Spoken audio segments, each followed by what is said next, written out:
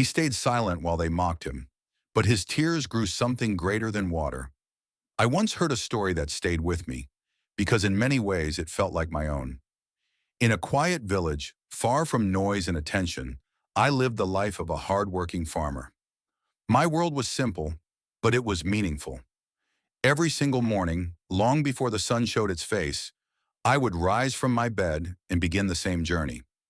I walked a long distance to a well to collect drinking water for my home. It wasn't easy. The road was dusty, the load was heavy, but I never complained because it was my responsibility. To carry the water, I used a wooden pole balanced across my shoulders. At each end hung a clay pot. One of those pots was perfect. Its surface was smooth. Its shape was flawless. Not a single drop of water ever escaped from it. Whatever I carried in it always made it home. The other pot was different. It had a small crack along its side, and because of that crack, water slowly leaked out as I walked. By the time I reached home, only half of the water remained inside it. Day after day this happened. The perfect pot began to feel proud of itself. Quietly at first, then more boldly. It believed its value came from perfection. Inside its thoughts it would say, "I never fail. Every drop reaches home because of me. I do my job exactly right." One morning, as the pot swayed gently with each step I took, the perfect pot finally spoke out loud. "Look at you," it said to the cracked pot with a sharp tone. "You're completely useless. Half your water is gone before we even arrive." It paused, then added, "Why does our master even carry you? You're nothing but extra weight." The cracked pot stayed silent. It didn't argue. It didn't defend itself. It simply absorbed the words. But those words hurt deeply. They settled inside like thorns, sharp and painful. And this wasn't the first time. Every day the same pattern repeated itself. The perfect pot mocked. The cracked pot endured.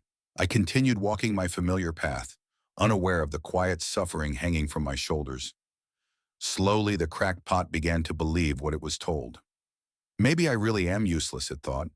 Maybe I really don't belong. One morning, as the sun rose higher and the path grew warm beneath my feet, the cracked pot finally reached its breaking point. Tears formed along its side, mixing with the water leaking from its crack. Drop by drop, they fell to the ground. In a trembling voice filled with shame, it spoke to me. "Master, I'm so sorry. Please forgive me." I stopped walking. Surprised, I looked down at the pot with gentle eyes. "Why are you crying, my friend?" I asked softly. "What pain are you carrying inside?" The cracked pot spoke slowly, its voice heavy with guilt. "Because I'm broken. I have this crack. Every day I lose half the water you work so hard to collect. You walk such a long distance. You carry such weight. And because of me, half your effort is wasted." It paused. "You never yell at me. You never throw me away. But I feel like a burden. I feel worthless. Please forgive me for being so imperfect." I listened quietly. I didn't interrupt. I didn't correct it right away. Then I smiled. Not a smile of pity, but one of understanding. "Oh, is that what has been hurting you?" I said gently. "Is that the pain you've been holding inside your heart?" "Don't worry," I continued. "Tomorrow I'll show you something. And after that, you'll never see yourself as useless again. I promise." The cracked pot didn't understand my words, but there was warmth in my voice, and for the first time in a long while, it felt a small spark of hope. The next morning, we followed the same routine. I lifted the wooden pole, I placed both pots on each end, and we walked toward the well once again. The air was cool, birds sang softly, the earth smelled fresh and alive. On the way back home, I spoke quietly. "Today, I want both of you to look carefully at the sides of the road. Pay attention to what you see." Both pots looked down, and suddenly the cracked pot gasped. Along its side of the path, flowers were blooming, bright, colorful, alive. Their petals shimmered with morning dew as they swayed in the breeze. For a moment, the cracked pot forgot its sadness. "How beautiful," it whispered. "I've never seen anything like this." The perfect pot looked as well, but on its side of the path, there was nothing. Only dry soil, stones, empty ground. For the first time, something inside the perfect pot shifted. Its pride wavered. Confusion crept in. When we reached home, I gently set both pots down. The cracked pot looked at itself and noticed once again that half its water was gone. Its joy faded. "Master," it said softly, "even after seeing those flowers, I still failed. I still couldn't bring you a full pot of water. I'm still broken." I sat beside them and smiled again. "No," I said kindly. "You still don't see it yet." "Tell me," I asked, "did you notice where those flowers were growing?" The cracked pot thought carefully. "They were on my side of the path," it said slowly. "Only on my side." "Exactly," I replied. Then I asked one final question. "Why do you think they grew there and nowhere else?" The cracked pot didn't answer. The perfect pot stayed silent too, listening closely now. I spoke with calm certainty. "I've always known about your crack," I said, "from the very beginning. And because I understood it, I planted flower seeds along your side of the road months ago." The cracked pot felt its heart race. "Every single day," I continued, "as we walked home, you watered those seeds without even realizing it. Drop by drop, your imperfection gave life. Because of you, those seeds received life. They were fed. They were cared for. They were given a chance to grow. And now look around," I said gently. "Because of you, this entire road is lined with flowers. Every morning when I walk to the well, their colors lift my spirit. Every evening when I return home, their fragrance greets me like a familiar friend. Travelers stop and slow their steps. They feel calm here. Children laugh as they run alongside the path.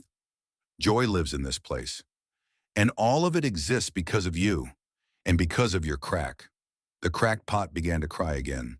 But this time the tears were different. They weren't heavy with shame. They were light with relief.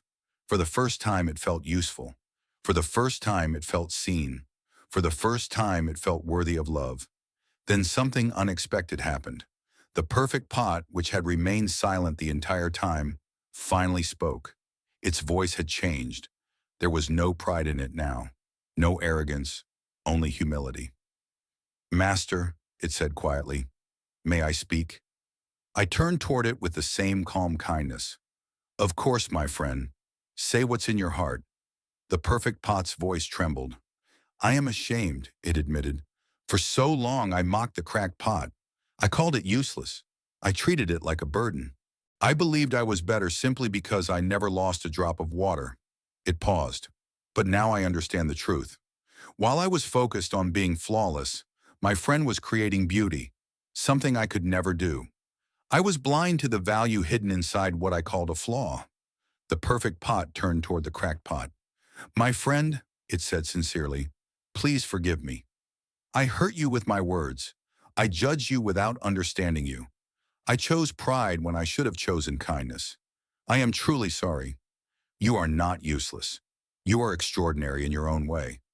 Will you forgive me?" The cracked pot, its heart now full instead of heavy, answered softly. "Yes," it said, "I forgive you. We all make mistakes. What matters is learning from them." I smiled as I listened, not because one pot was right and the other was wrong, but because both were finally growing. Then I placed my hands gently on them and spoke words I wanted them to remember forever. "Listen carefully, my friends," I said. "No one in this world is perfect. Not a single one of us. We all carry strengths, and we all carry weaknesses. That is simply what it means to be alive." I looked at the perfect pot. "You are excellent at what you do. You carry water without spilling a drop. Because of you, my family has clean water every single day. That is your gift, and it matters." Then I turned to the cracked pot. "And you," I said softly, "carry a different gift. Your crack allows life to grow where there was once only dust. Because of you, this road is no longer empty. You bring color. You bring beauty. You bring meaning to the journey. You serve a different purpose, but one that is just as important." I paused. "Both of you are perfect in your own way. I need one of you to bring water home, and I need the other to bring beauty to the path. If you were both perfect pots, I would have water, but no flowers. If you were both cracked pots, I would have flowers, but not enough water. You complete each other. You need each other. Together you make my life whole." In that moment, everything became clear. The perfect pot let go of its pride. The cracked pot released its shame. They finally understood that value does not come from comparison. It comes from purpose. From that day forward, the perfect pot carried water with humility, and the cracked pot leaked water with joy. They walked the same road every day, not as rivals but as companions. One nourished the home, the other nourished the journey.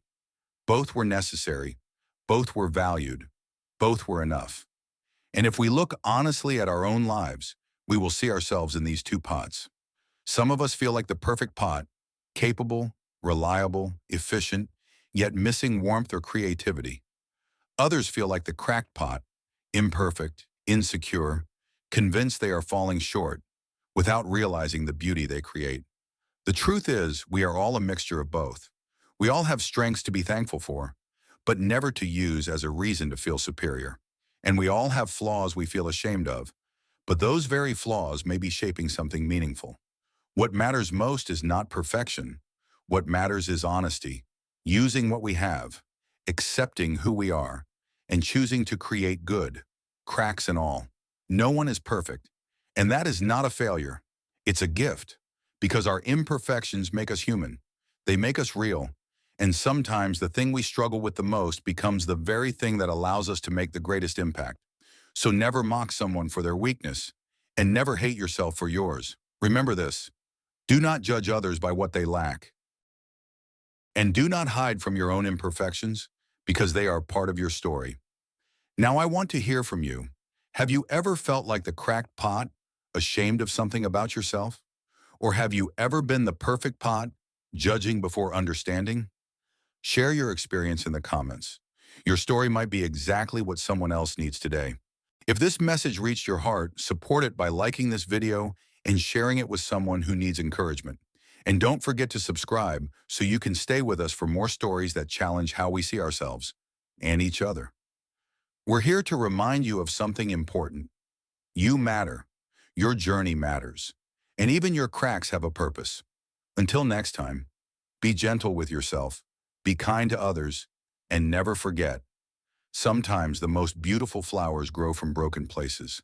Stay humble, stay grateful, and keep shining in your own unique way.